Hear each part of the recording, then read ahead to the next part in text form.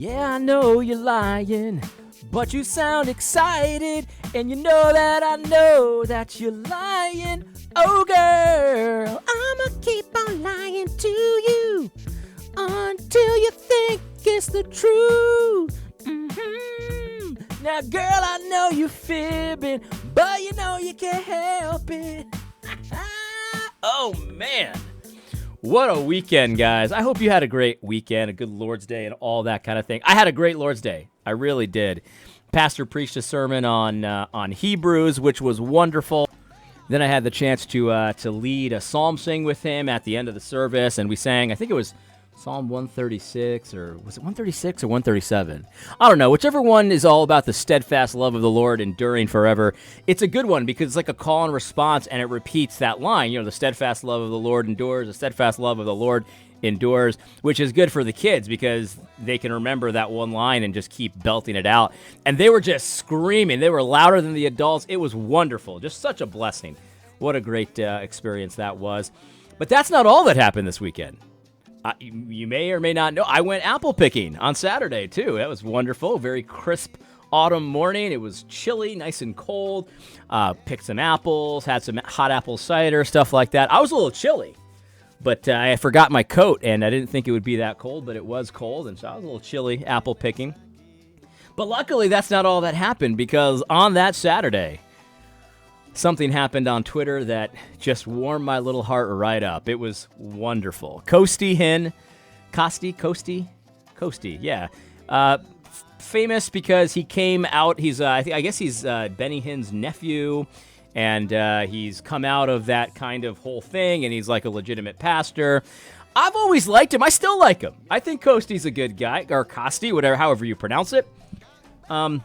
You know, I've got family members that are kind of, you know, involved in some of the crazier elements of charismatic stuff, and so Costi's stuff is very helpful in that way, I think. And I seem to remember, though, him being kind of woke-ish. Not totally woke, not woke, but just saying some questionable things about race and racism in the country and stuff like that. I seem to remember doing some content where it wasn't a very positive mention of him.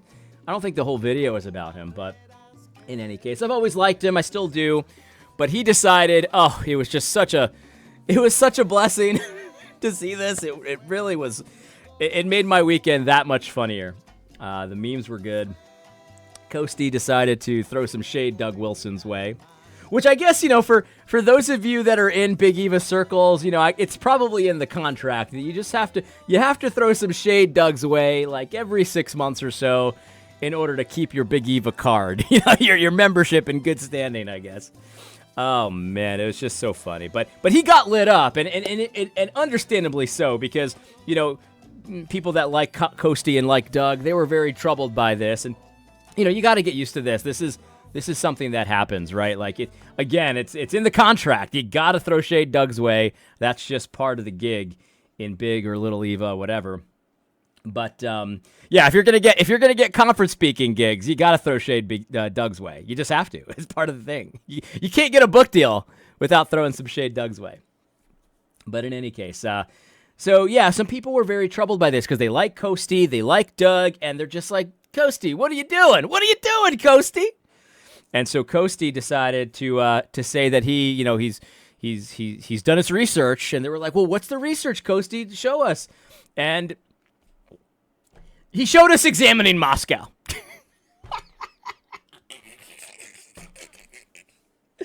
Oh my goodness! If you know Examining Moscow is a website written by a handful of psychopathic women. It's like a coven. It's like a coven of women, and they love R. Scott Clark, and they write these ridiculous. It's got the aesthetic of the typical. I don't want to disparage conspiracy theorists because I like conspiracy theorists, but the typical way that conspiracy theorists are portrayed in the media, where they're a little crazy and they've got, you know, diagrams and charts and, you know, flashy colors and weird bolding and, you know, stuff like that, weird text. What's it called? Oh my goodness, fonts. It's got that kind of aesthetic, and it makes sense because when you read the writing, it's just the ravings of some crazy women is really what it is. And so Costi got lit up, and they're like, Costi, like, this is not a reliable source. And so Costi was like, well, I've got some more reliable sources, and I don't know, Costi. You probably should have led with the reliable sources, but you chose to lead with the coven. So I don't know. You don't really get take backsies on the internet. So people were lighting him up and just saying, Costi, come on, man. Like, this is ridiculous. He even used the word. Like, did you see? This is where this GIF came up. He used the word. He said that Doug is problematic. I mean, can you get any gayer than that? I don't know. I'm just asking. I'm not saying he's gay. I'm just saying, can you get any gayer than that? I don't know. Doug is problematic. He's a very problematic guy, in any case. So, yeah, Costi got lit up. And again, I don't want to throw shade Costi's way. I think he's a good guy. If you're the kind of person that follows people on Twitter, he's a good follow, and he's got a lot of good things to say. But Costi does have a problem. We're going to talk about that in a minute, because I was just going to laugh about this and let it go. But a lot of people reached out to me offline and even some online that said, hey, like, what is the deal? Like, why does so many people like just feel the need to just attack Doug in the most ridiculous of ways? Like Costi in every other circumstance would know that a coven of witches is not a good citation to show why you don't like something. Like, he would have known that maybe you shouldn't cite a crazy website. I'm just joking. I don't know that they're witches, but it's just a funny image in my mind. But yeah, he would have known not to cite a coven. At least first, even if he did get his information from them, like, you're not publicly proud of that. Like, the way he said it, it was like he had done this vast research, and here it is, and it's like this coven of witches. In any case, so like, what's the deal? People get concerned about this, right? Because they see people that they love, and they love Doug too, and they're like, I don't really see the issues, but Costi really seems to think it's a problem, and so they ask me, what is it? Is it jealousy? Are they jealous with Doug's success? And I want to talk about what I think it is, and this is my opinion, of course, but and I don't think for Costi it's jealousy with Doug's success, right? Like. And like a guy like R. Scott Clark, I think there's a little jealousy for sure. Like, because even he'll even lament, hey, why is it that young men are so attracted to Doug's ministry, right? Like, he laments the fact that Doug's stuff, his content is appealing to young men, because for the effeminate branch of evangelicalism, like the effeminate men who they're so lovely and they just have the right tone on everything and everyone gets along, and the Atlantic will call them up if they need an article, and NBC will never write they'll never write a hit piece on you. They just call you when they need the official evangelical lovely opinion on something. They're like Matt Chandler, Vice calls him. They know he's not going to say anything that controversial. They just call him to justify Christians voting Democrat, right? Like that kind of thing.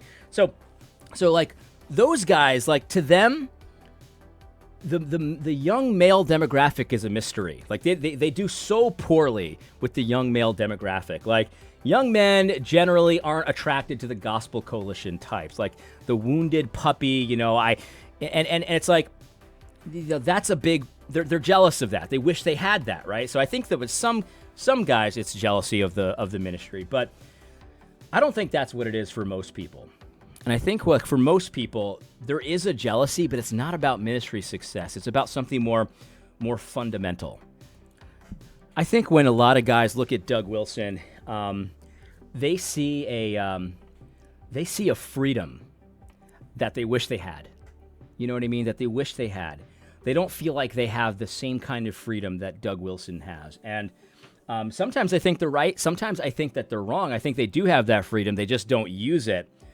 But so many men in evangelical leadership have chosen the path of respectability, right? Their respectability matters a great deal to them. And so anytime something threatens how people outside perceive how respectable they are and how intelligent they are, they lash out. Anything that threatens that respectability, they're slaves to it. They want to hold on to that. That's like their bread and butter. Like, if they're not respectable, the Atlantic's not going to call for a think piece, next month, or I'm not going to get the speaking gig that I want to get. And so they lash out. And I think that's kind of what we saw with Al Mohler, right? Because Al Mohler, it appeared that Al Mohler was teaming up with Doug Wilson, and that's a threat to his respectability. So he lashed out and he said a vicious lie about Canon Press. And I think that's kind of what you saw with Al Mohler. It's like there's a freedom that Al doesn't have, or at least he doesn't perceive that he has it, that Doug does, and they hate that. And the thing is, like, for some of us, that freedom is attractive, and we want some of that freedom too. Let me give you an example of what I mean, right? Like Doug appears, and Doug's not a perfect person, so obviously this is not something that I think is definitely true about Doug. But from the outside, it appears that Doug just simply doesn't give a rip about what NBC says about them, about what Examining Moscow says about them, about what the pagans think about how respectable he is and things like that. You can even see how some of the people attack him. He didn't even go to seminary. It's like that degree really means a lot to you, because that degree on that wall gives you a respectability in certain circles that's very meaningful to some people, but it's not meaningful at all to Doug, and there's a freedom there. Let me give you an example of what I mean. So I actually tried to record this video once before when I was fishing. And when I was fishing, by the way, the reason why I didn't use it is because the wind picked up and it was unusable, the volume, the audio. But also I went on a long tangent about the firmament. And I'm going to talk to you about the firmament right now. Like, here's an example, right? Like, Doug reads the firmament in the creation story, right? And we hear how God created the firmament, and he separated the waters above the firmament from the waters below the firmament. And so Doug, it doesn't really occur to him, at least this is how it appears on the outside, it doesn't really occur to him that he has to somehow make that fit his modern understanding of respectable cosmology. And so he can say, look, when God created the world, there was water up there. You see up there, up in the sky, there's a firmament, and then there was water. And then during the flood, what God did was, the way he flooded the earth was the springs from below the earth opened up and the water came from below. But also, God, it says in the Bible, God opened up the windows of heaven. So he opened up the firmament and let all the water that was up there come down, and that's how he flooded the earth. And so he just reads that, and he's like, yeah, I'm okay with just believing that. I'm okay. And there's no respectability there. Like, if you think that, and I believe this too, I believe that there was water up there. I'm not talking about the water cycle, and I'm not talking about the water that's contained in the clouds. When God created the world, he created the firmament that was like a canopy over the world, and then there was water up there, and then in the flood, that water came down. That's what it says in the Bible, the windows of heaven open. It's not talking about rain. I think it's talking about the waters that were up there came down here, and that's how he flooded the world. God promised never to do that again. We get that, right? We get that. But there's a freedom that people see in Doug. He just says it. He just says it, and he doesn't worry that, like, that cosmologist down the street is going to think you're stupid. He might even call you a racist. Like that's the thing. It's like he just doesn't seem to care about that. And there's two ways to look at that freedom, right? There's two ways to look at that freedom. You can look at Doug's freedom to just literally not give a rip what the pagans think about him, and you can say, man, that looks pretty good. I want some of that. I want some of that freedom. Brothers, you can have that freedom right now. Like I believe, like I just told you, I believe in the firmament, the waters above. I also believe in dragons because the Bible speaks about them. I also believe in giants, like when Israel's spies went to the land to see if they could take it, and they came back and they said, there's giants, and like we're like grasshoppers to the giants. I actually think they were real giants. Like, I don't think they were talking about guys that look like Hakeem Olajuwon. Right? I think they were talking about giants that made them look like grasshoppers to them, like giants, because the Bible talks about them. I believe in that. You know what I mean? I believe in that. And I don't care that a lot of you who listen to the channel will think I'm stupid for believing that. I don't. I really don't care. And it's like, I feel like I owe a lot of that freedom that I feel like I have just to say what I believe the Bible teaches. Clearly, because some of these things are not like the hard parts of the Bible either. These are like the easy parts. The water above is an easy part of the Bible, right? I think I owe a lot of that to Doug's influence. I don't talk to Doug, right? Like, I don't talk to Doug about this stuff, but his influence and the way he presents himself, just not giving a rip. I have a story about Doug that I can't tell because it involves, it's a personal story about somebody else and his interaction with Doug, and I don't want that somebody else to think I'm like talking behind their back, but suffice it to say that this story, it really shows you that behind the scenes, Doug is like exactly the same as he is in like normal life. You know what I mean? And it's funny because I have every reason to believe it, because the person that told the story was actually anti-Doug, and he thought this story made Doug look bad. And I remember hearing the story and thinking, that seems like, dude, Doug seems like a stand-up guy. You know what I mean? Like, that's what. It's an interesting story, but it's like what you see is what you get with Doug. That's the impression. It's like there's a freedom there that, man, God talks about dragons. Like, I believe in dragons. You know what I mean? I believe in dragons. And it's like, there's a freedom there, and it's a very attractive to some people. So you can look at it that way and get some of that freedom for yourself. You guys, I'm giving you permission. You can literally just believe the Bible. You can just do it, and you don't have to apologize for it. And that's it. You know, the next time somebody says, "Do you believe that that homosexuality is a sin?" You can just say, "Yeah, not only is it a sin, but it should also be a crime," because that's what the Scripture says. Right? That's not my opinion. If it was up to me, maybe I wouldn't do it. But this is what other choice do I have? This is what God says, right? You can just say it. You can just say it. Some people don't look at it that way. Some people, because they're not willing to take that freedom, they prefer to be a slave to others. They prefer to be a slave to people. They've made themselves a eunuch. They've castrated themselves. They prefer that.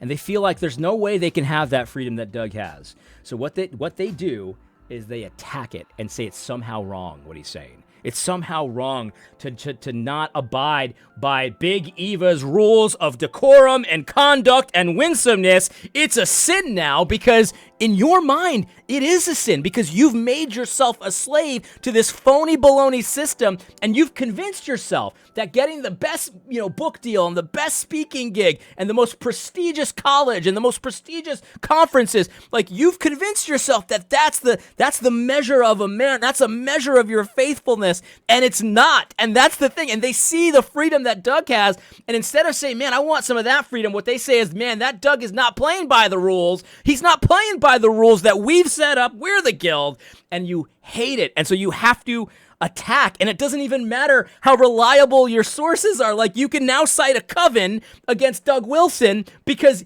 he's just doing things. He's just free. He doesn't care what the coven thinks. And it's like, yeah, that's right. That's right. You can have that freedom too. You can have that. But listen, you don't have to abide by the whims of hysterical women.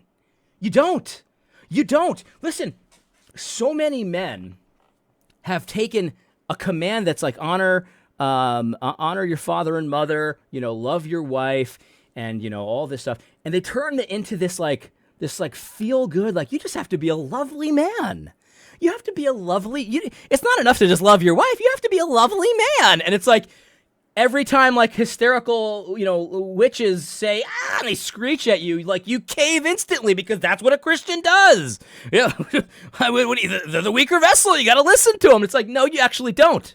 You have to love your wife, but you know what? You're in charge of the household.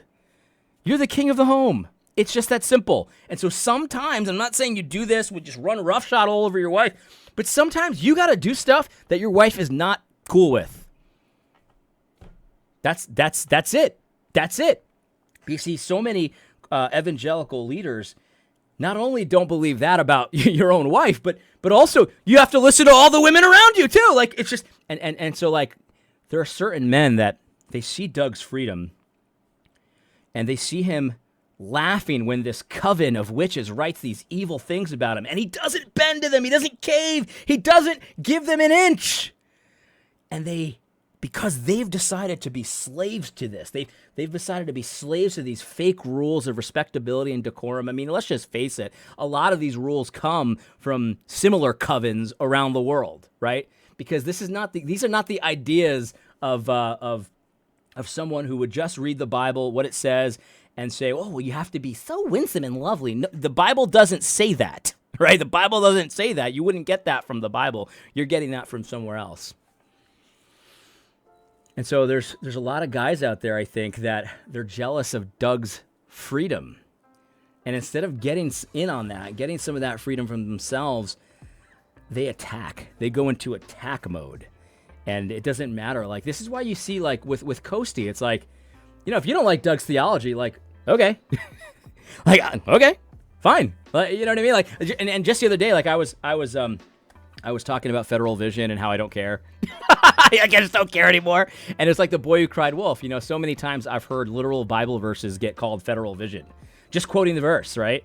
And it's like, and not even in context. It's like you just quote the verse and you don't put the citation. You just put what the verse says, and people say federal vision. You're a heretic. It's like, I've seen that too many times. I don't care. And then this one guy, this PCA minister, Aldo, who seems like a good guy too, hates Doug though. He comes to me and says, "Look, if you want to talk privately about this, feel free. I'll call you anytime." And Aldo, thanks for the offer. And it's not an offense to you. You seem like a good guy, but no, I don't want to do that. You know what I mean? Like, it's okay. I just don't really care. You know what I mean? I really don't care. The point though is that you can be against the theology if you want, and I'm not upset with you. You want to be against Doug's theology, fine. But it's just so obvious that so many of the ways that Doug is attacked, it's just lashing out. It's just flailing. It's just like any kind of, it's like you're in a fight with someone that you can't beat. And so like your only hope is just to like flail at them, and hopefully you'll connect with something. I've been in fights like that before where like I was scared and the guy was bigger than me and I just swing with all my might, just hoping it'll connect. I've been in fights like that before, and it's like, it's not a fun place to be, but and from the outside, everyone's looking at you like, man, what are you doing? Like, you know what I mean? And that's kind of how I look at Costi. It's like, dude, like if you think he's so problematic, I mean, first of all, that's kind of gay, but whatever. You think he's so problematic, fine. But just attack him like you would anybody else. Like, why are you citing this coven of witches? It doesn't make any sense, and it just looks like flailing. That's why I think there's just an unreasonable, irrational jealousy. And personally, I believe it's because they wish they were free like that, but they've chosen a different path. But guys, you can get in on this freedom. You could fight him against his theology. There are certain things that I disagree with that Doug has said. And you know what? I fight it the way I would fight anybody. I talk about how I disagree with it, and that's it. And we're still buddies. We're still friends. Again, like I said, I've never talked to him, but you see what I'm trying to say.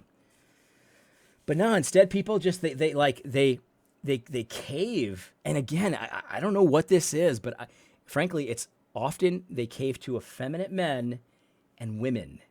And they just cave to them instantly. And they're not used to someone just saying no in the face of a woman. I'll give you two examples. Now, I've never had an article written completely about me, but I've been lied about in the media by women in the most vicious of ways, right? And one of them was, I was talking to someone about how the Bible it doesn't ban slavery. It puts regulations on it, so it doesn't blanket condemn slavery. And this woman took it upon herself to tell, all her little followers. This was an up and coming like author, like, sex abuse survivor type, that kind of thing. So she told everyone that loves her content, everyone in Big Eva, that personally, me, A.D. Robles, is for sex trafficking. He was for human trafficking. And the reason she said that was because I said that the Bible doesn't blanket condemn slavery. But the thing is, in the same breath, I also said that kidnapping was punishable by the death penalty and rape was punishable by the death penalty. So she left those two things out and instead started to tell people that I was pro-sex trafficking. Now, I could cave instantly to this woman and say, "Oh, I didn't mean it like that. I know you're abused and all this. I'm so sorry. But no, like I had Doug's example and I wasn't jealous of it. I just wanted to copy it. And I said, actually what I said was that the Bible doesn't condemn slavery, but as far as rape and actual sex trafficking, I guarantee you I'm more against it than you are because I think it's a death penalty offense. What say you?" And people aren't used to seeing that. It's like it shut her up because she was right. I was right. I was against rape more than she was because she didn't think it was a death penalty offense, and I did because the Bible said so. It shut her up. People are not used to that. The other example was a woman who wrote an article about me and said that I was for, this is what she said. She said, I was for the death penalty for sex, for rape victims, is what she said. I think that rape victims should get the death penalty. That's what she wrote in an article in a national publication. Adi Robles. That's what she said. Of course it was a lie. What I actually said was that in the scripture, if a false accuser rises up and makes an accusation against someone and it's found out that they actually were a false accuser, they made it up, what I said was the Bible says that whatever would have happened to the person now happens to the false accuser, and that's justice. And this article said that I didn't say that. I said rape victims should be given the death penalty. And the way I responded to that was I laughed about it. I said, well, I appreciate you drawing attention to God's word. Are you trying to say that the person in this story was a false accuser? Because that's the only way that would fit. They're not used to that. What they're used to you is, oh, I'm so sorry. Believe all women. I'm so sorry. Oh, I'm sorry. I shouldn't have said it that way. It was my tone. And that's what they're used to. They're used to people castrating themselves. And Doug doesn't. And so there's two ways to look at that. You could look at that with jealousy and want to destroy that freedom because you're not free. Everyone needs to be a slave to your ridiculous Big Eva system just like you. Everyone has to be a slave to the coven of witches. Everyone has to just do everything women say, right? Obviously. Or you can get in on that freedom. And guys, every one of you can. It's fun over here. It's fun to read the Bible and to read about the waters above and to just understand it the way it was written and the way it was intended to be understood and just be like, you know, I don't care what you say, NASA. Like, you don't think that it makes sense that there was waters above back then? Okay. I'm okay with that. How's that diversity initiative going over at NASA? Oh, man. Anyway, that's what I think is really going on with a lot of the people that criticize Doug Wilson. I think it's a jealousy over a freedom that they perceive he has that they don't. But really, that's just a matter of perception. They do have that freedom. It's available to you. You don't have to castrate yourself when you're dealing with the court of public opinion. You don't. You simply don't have to do it. You can do things, too. You can do it. Even you can do stuff. When the government says to shut down your church, even you can have the psalm sing and refuse to put your mask on and get arrested. You can do that, too. You've got that freedom. You don't have to say, yes, anything you say, Gretchen Whitmer, of course, you are the queen. I am just the lowly servant. You actually don't. When the women at your church are afraid of COVID and they think you should shut down, because there's a lot of churches that I know about where it was primarily women and their husbands that kind of like, you know, they don't wear the pants in the family that shut down a lot of churches out of fear because they wanted to respect Gretchen Whitmer. A lot of churches caved to that. You didn't have to, but you did. You don't have to do it. You can just be free, man. You can just be free. You don't have to be a castrated Christian anymore.